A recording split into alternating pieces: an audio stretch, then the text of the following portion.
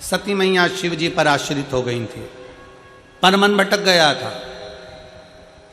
अगला अवतार जब माता पार्वती का हुआ तो पार्वती जी ने विचार कर लिया कि मेरी आश्रितता पूर्ण हो, मैं अधूरी आश्रितता न रखूंगी, मैं शंकर पर पूर्ण आश्रित पूर्ण। अजब।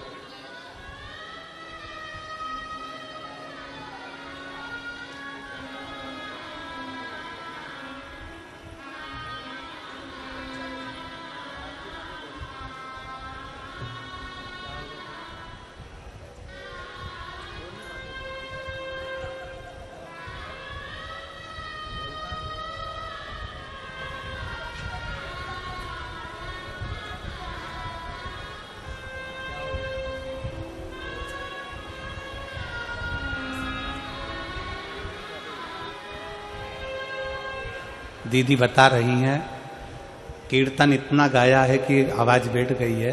ये बच्चा जो है कुछ बीमारी के कारणवश चले गया था, पर बाबा का जल चढ़ा चढ़ा कर बाबा की भक्ति करते करते एक लोटे जल ने इस बच्चे को वापस जीवित किया। ये शिव तत्व।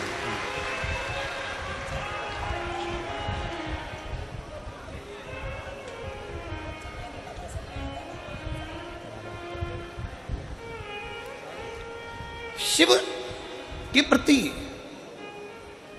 आपका विश्वास दृढ़, शिव के प्रति आपका भरोसा दृढ़। पार्वती जी ने अपने भरोसे को प्रबल किया है। केवल देवता या देवी ही भरोसे को प्रबल नहीं करते, असुर ने भी अपना भरोसा प्रबल करा है। तारकासुर ब्रह्मा जी से वर मांगे थे कि मुझे वर दीजिए कि मेरे प्राण छूटें तो शंकर जी के पुत्र के द्वारा आप छूटे। शंकर जी के पुत्र,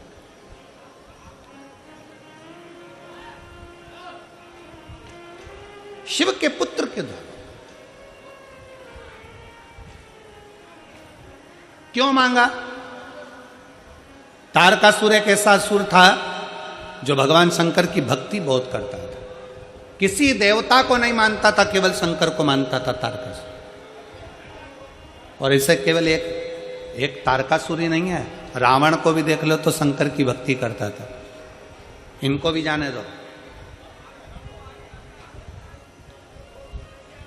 3 पात्र हैं महाभारत के, आप लोगों ने गीता सुनी है, कथा सुनी। 3 पात्र।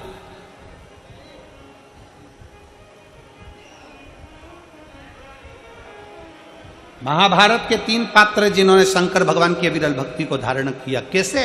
और उनको देखकर दुनिया ने धारण किया। भीम, दुर्योधन और जरासंध। तीनों ने अविरल भक्ति को धारण किया। तीनों तप करने के लिए गए।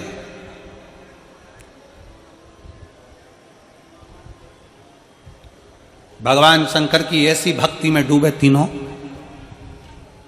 तप करते करते करते करते कई वर्ष निकल गए, कई वर्ष।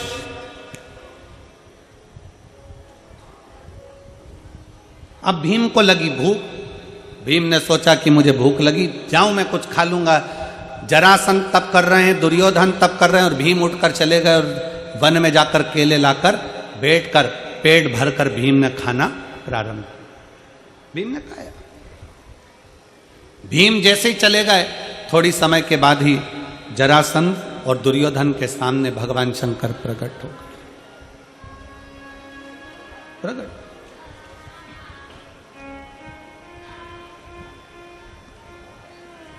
अजब। जरासंध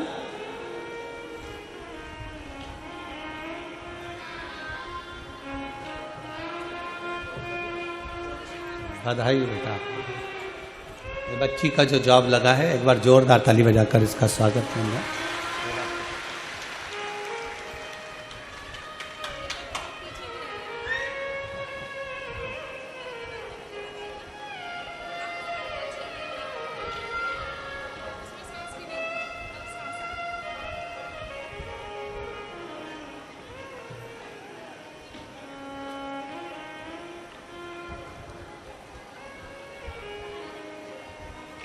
जरासंध और दुर्योधन के सामने भगवान शंकर प्रसन्न होकर प्रकट हो गए। सबसे सरल देव, देवाधिदेव महा सरलता में प्रसन्न होकर प्रकट हो। मांगो तुम्हें क्या चाहिए। दुर्योधन और जरासंध दोनों सामने खड़े थे और दोनों ने हाथ जोड़कर कहा कि हमको 10-10 हजार हाथियों का बल दे दीजिए। 10-10 हजार हाथियों का बल हमें दीजिए, हमें इतनी शक्ति आ जाए कि हमें 10-10 हजार हाथियों का बल रहे, इतनी शक्ति आ जाए।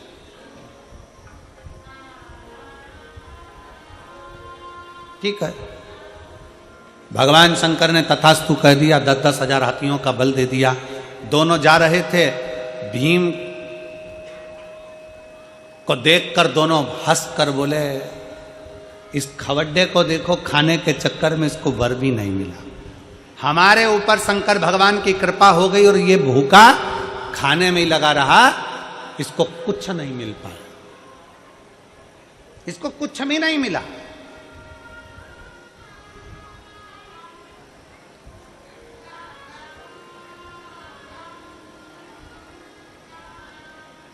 ये तो ऐसे ही रह गया। भीम के ऊपर हंसने लगे, ताना कसने लगे, खवड्डा करने लगे, खाने के चक्कर में भगवान की भक्ति छोड़ दी, ये कर दिया वो कर दिया। भीम चुप थे। अब भीम ने सोचा कि अब मैं भी भगवान का तप करूंगा, पर शंकर भगवान का तप नहीं करूंगा। भीम ने सोचा अब मैं पार्वती जी का तप करूंगा। अब भीम क्या जाने कि शंकर और पार्वती में भेद ही नहीं है। शिव की शक्ति है पार्वती, दोनों एक है। अर्धनारेश्वर रूप का दर्शन भगवान शंकर ने जब ब्रह्मा जी को दिया तो अपने आधे रूप में शंकर ने अपना दर्शन दिया और आधे रूप में पार्वती का दर्शन दिया। दुनिया के लोग अगर कह दे कि शंकर अलग है पार्वती अलग है, ये भेद करने वाले। अगर तुम माँ वैष्णो देवी को मान रहे हो, अगर आप माँ दुर्गा जी को मान रहे हो, आप माँ काली जी को मान रहे हो, आप माँ जगत जननी को मान रहे हो, आप माँ तारा माता को मान रहे हो, आप माँ मनसा माता को मान रहे हो, आप दुर्गा जी को मान रहे हो, आप ज्वाला जी को मान रहे हो, आप देवी जी की आराधना कर रहे हो, तो ये मान कर चलना कि आप केवल देवी की आराधना नहीं कर रहे हो, शंकर की भी आराधना कर रहे हो, आप शिव की भी आराधना कर रहे हो। और यदि आप शंकर जी की आराधना कर रहे हो, शंकर जी पे एक लोटा जल चढ़ा रहे हो, शंकर जी पे बेलपत्र चढ़ा रहे हो, शंकर जी पे दूध चढ़ा रहे हो, तो ये मानकर चलना आप केवल शंकर की आराधना नहीं कर रहे, साथ में पार्वती की भी आराधना कर रहे हो। आप ये मानकर चलिए। जितने लोग देवी जी की स्थापना करते हैं, देवी जी की जोत जलाते हैं, देवी जी का चौकी लगाते हैं, माता रानी की चौक लगाते हैं, माता रानी की जोत जलाते हैं, माता रानी की आराधना करते हैं, माता रानी का जागरण करते हैं, माता रानी का भजन करते हैं, वो जान लेना कि केवल तुम माता की आराधना नहीं कर रहे हो, वो माता की आराधना के साथ में शंकर की आराधना अपने आप हो रही है, अपने आप।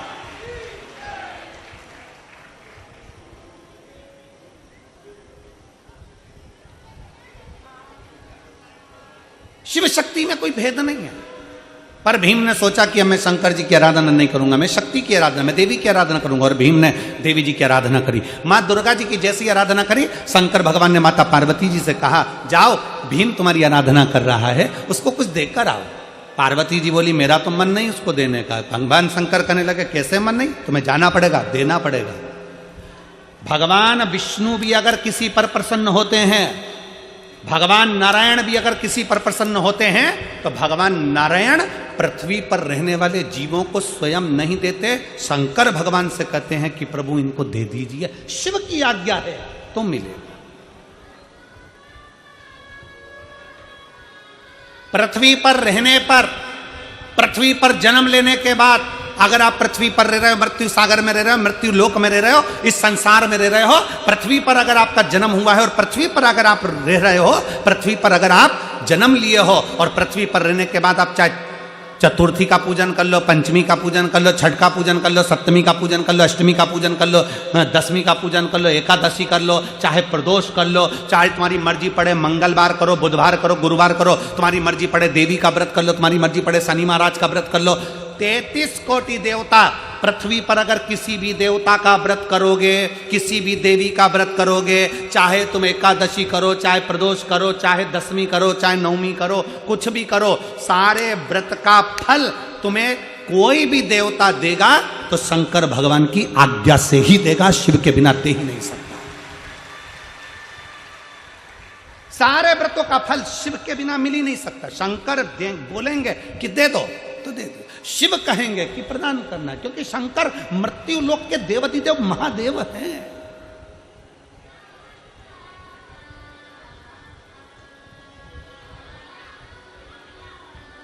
शिव मृत्यु लोक के देव हैं। तुम्हारी करी गई एकादशी का हिसाब जाने पर कौन देता है? स्वयं देवाधिदेव महादेव, स्वयं शिव। तुम्हारे करेगा ये जितने व्रत हैं, चाहे दुनिया के कोई भी व्रत कर लो, नवरात्रि के 9 दिन के व्रत कर लो, चतुर्थी के 4, तुम्हारे 12 महीने के व्रत कर लो, चाहे तुम्हारी जिंदगी में जो व्रत करना कर लो, चाहे तुम शुक्ल पक्ष की जितनी छठे उसके व्रत कर लो, जितने व्रत का फल मिलेगा वो सब शंकर से ही मिलेगा। जाओ पार्वती, भीम को देखकर आओ। पार्वती जी भीम के सामने प्रकट हो गई। भीम, मांग तुझे क्या चाहिए? मांगो, क्या दो, क्या दिया जाए? भीम ने कहा, मां मैं मांगूंगा नहीं, तू जानती है, बस दे दे। बड़ा दुखी हूं मैं, मांगूंगा नहीं। भीम जैसी समझदारी तुम भी रखना। भगवान के मंदिर में जाकर परमात्मा से केवल थोड़ी बहुत धन दौलत मत मांगना, भगवान से कहना रावण जैसी चतुरता रखना कि बोले बाबा तुम्हें मेरे कैलाश से मेरे लंका चलना पड़ेगा। शंकर जी मन में सोचे अगर मैं लंका में चले गया तो जिंदगी भर इसकी लंका में ना तो आग लग सकती है, ना खजाना कम हो सकता है। तो भगवान शंकर ने विचार करा, 12 ज्योतिर्लिंग में से एक ज्योतिर्लिंग बाबा बैद्यनाथ इसीलिए बने कि शंकर को ले जा रहे थे रावण, पर शंकर भगवान जाना नहीं चाहते, क्योंकि शंकर अगर चले जाते तो रावण की लंका में कभी ना आग लगती, ना रावण कभी मरता, ना कभी धन की कमी होती, ना कभी संपदा की कमी होती, ना कभी बुद्धि की कमी होती, ना कभी विवेक की कमी होती। इसलिए शंकर भगवान ने अपने पुत्र गणेश जी को रास्ते में भेज दिया, जाओ रावण जा रहा है शिवलिंग लेकर, लंका तक पहुंचना नहीं चाहिए, शिवलिंग में भार कर दो। संध्या करने के लिए रुक गया रावण, शिवलिंग दे दिया गणेश जी के हाथ में, गणेश जी ग्वाले का रूप रखकर जमीन पर रख दिया, रावण से उठा नहीं, बाबा बैद्यनाथ वहां प्रकट हो गए। बाबा बैद्यनाथ वहां प्रकट हो गए। शंकर भगवान, अगर तुम शंकर के मंदिर में जाकर कह रहे हो कि मुझे थोड़ी सी धन दे दो, थोड़ी सी दौलत दे दो, 4 गाड़ी दे दो, बंगला दे दो, मोबाइल दे दो, हैंडसेट दे दो, शादी करा दो, भगवान से अगर थोड़ा बहुत मांग रहे हो तो गलत है। भगवान शंकर के मंदिर में जाकर जल चढ़ाते चढ़ाते कभी कह देना, बाबा प्रदोष आ रही है, तेरा इंतजार करूंगा, तुझे मेरे घर चलना है। और बाबा को एक बेलपत्री चला के और प्रदोष के दिन बाबा से कह के, ये बेलपत्री नहीं, मैं तुझे लेकर जा रहा हूं और मेरा भरोसा कहता है कि मेरा कल्याण तू करेगा। तू है मेरा अपना, मेरे शंकर, मेरे ओघड़दानी, मेरे शिव, मेरे त्रिकालदर्शी, मेरे कैलाशी, मेरे अविनाशी शंकर। हम में इतना बल नहीं कि हम कोई शिवलिंग तेरे मंदिर से उठा कर ले जाएं, हम कैलाश पे से शंकर का शिवलिंग लेकर आ जाएं। वो रावण था जो शिवलिंग लाया था, वो कंस था जो शंकर की आराधना में लीन रहत करता था। हमसे इतना नहीं बन सकता, क्योंकि हम कलयुग में रहते हैं। हम तो एक बेलपत्री तुझे चढ़ाकर लेकर जा रहे हैं। मैं मानती हूं कि तू मेरे साथ जा रहा है, मेरे साथ मेरे घर में जाएगा और कोई कमी नहीं आने देगा, ये विश्वास। भीम ने कह दिया पार्वती मैया से, मां मुझे दे दो। मां पूछती है क्या चाहिए, मांग, तुझे क्या दिया जाए। पार्वती जी बार बार पूछ रही है, भीम ने मना कर दिया, मुझे नहीं मालूम मुझे क्या चाहिए, आप तो बस अंदाजा लगा कर दे दीजिए। पार्वती जी ने ध्यान लगाकर देखा कि शंकर भगवान ने जरासंध और दुर्योधन को क्या दिया था। क्या दिया था उसको, जम के बोलो, 10-10 हजार हाथियों का बल। पार्वती जी ने कहा, सुन भीम, तूने मेरा भजन किया है, इसलिए मैं तुझे 10,000 हाथी का बल देती हूं। भीम ने कहा मैया बिल्कुल नहीं चाहिए, धर लो अपने पास। क्या करूंगा 10,000 हाथी का बल, ये तो शंकर जी भी दे दिए। तो मांग तुझे क्या चाहिए? भीम ने कहा मांगूंगा नहीं, बस तुम तुम्हारे अंदाजे से बोल दो, तुम्हें जो देना दे दो। इतने में पार्वती जी ने ध्यान लगा कर देखा क्या दिया जाए। तो पार्वती जी ने कहा ठीक है, मैं तुझे 20,000 हाथी का बल देती हूं। 20,000 हाथी का बल ले। भीम ने कहा मां बिल्कुल नहीं चाहिए, तुम तो तुम्हारे पास ही रखो। क्या करूंगा हाथी का बल?